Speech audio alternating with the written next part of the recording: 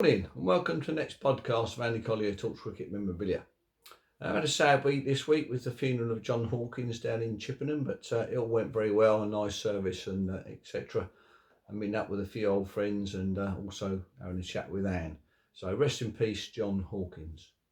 So anyway, it's been an interesting week as well this week for bits and pieces turning up. So I'm just going to go through those and then next week we'll probably go back onto the golden age stuff.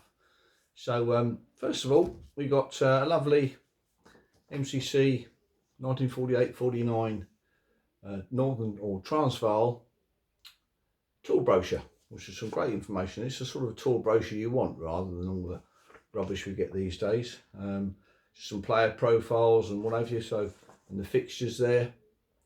There's the managers. And you get a few nice adverts like the one on the front there with the cigarettes.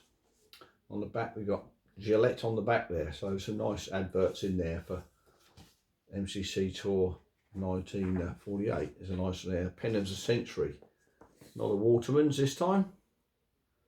We've got, what have we got, Golden Platinum at all stations in South Africa, so it's quite a nice advert there. So I want, just with that, already in the collection is this lovely ship photograph of Stirling Castle, which brought the team back after their victorious tour to South Africa, 1948-49. So a lovely presented ship photograph there, some nice signatures. And then we've got this lovely Australian Cricket Society menu from 1984, which was the, what was it? Adelaide branch of the Cricket Association, and it's a programme of the evening. We've got Ian Johnston as the speaker, and it's a presentation of life membership to Don Bradman. And on the back there is signed by Bradman and Johnson, so that's quite a nice little article there to go with the menu collection. And that's quite nice, very pleased with that. And the special thing that turned up this week was this photograph here. We've got Garland Wells, HM Garland Wells there, being presented to the King. This is against the West Indies 1939 in the Surrey match, which is one of the West Indies won. We've got Dickinson there, who's quite a rare find there for Surrey player. Played in Madras and Bombay as well. So you've got Lucien Gore there as well. Quite a famous Surrey man. So a lovely photograph there, quite a large photograph actually, press photograph. So at the start of the lineup in the Surrey match. And then a couple of auctions ago, this was purchased by me with this fully signed one where the King is obviously at the other end of the line. He's shaking hands there with Laurie Fishlock with one more to go, which is Bernie Constable. All signed there. You can just about see Dickinson up the end there with his signature above him. So it's a lovely pair in there. Quite a rare thing, I think, having a pair like that at the start of the trip down by the King and the finish of the shaking hands by the King. So that's a lovely pairing up there. And another lovely photograph here is Jack Hobbs signing photographs at the Horticultural Halls in Westminster. It's a lovely, what's it, 3rd of January 1930. Very smart looking Jack Hobbs there. Probably got his Waterman's pen there. That's quite a lovely addition to the Jack Hobbs side of it.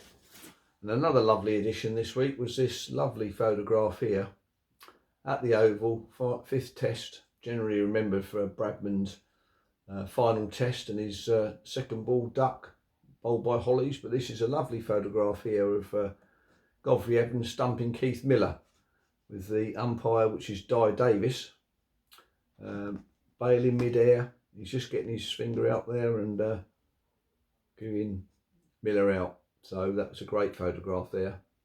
Very pleased to have that in the collection, and a lovely fox. They pressed fox photographs there on the back. So excellent photograph there of 1948. And then the other thing that I arrived this week was this lovely menu from the Orsova, which is 1954, Frank Tyson's famous tour where he burst through and off a short run and bowled like the wind. So it's a lovely menu here, good, excellent condition. A couple of lovely little cartoons there of a batsman and a bowler.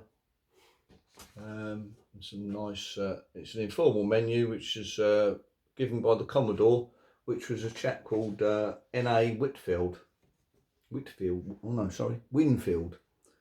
That's a nice item there. So a nice bit of information here about the Orsova, which is Orsova takes a name from a small Danube town on the Romanian side of the frontier with Yugoslavia. So that's quite a nice little bit of write up there on the Orsova. But coming with that was this lovely facsimile signed photograph of the Orsova, with a couple of editions there of Freddie Brown and A. Gilligan. It's obviously on the tour as press people. That's quite a nice one. I've actually got the real thing there with that one, which is a nice signed ship of or signed photograph of the Orsova, fully signed, and it's also got Duckworth and Swanton on that as well. So I've shown that before, obviously, but just a nice thing to see it doubled up. And with that in the collection already was this lovely Orsova calendar, which shows you or takes you through the journey basically of how many miles and what have you with the Orsova on your trip to Australia. And then it's got the team on the back there called the Orsova calendar, England to Australia with MCC, 15th of September, the 15th of October. So 4 weeks. So the journey's gone down from 6 to 4 in the 50. So quite a nice item there for the Orsova calendar. So that'll be it for this week. So next week we'll probably do a bit more golden age stuff. So I hope you've had a good week, and I'll see you on the next one. Cheers.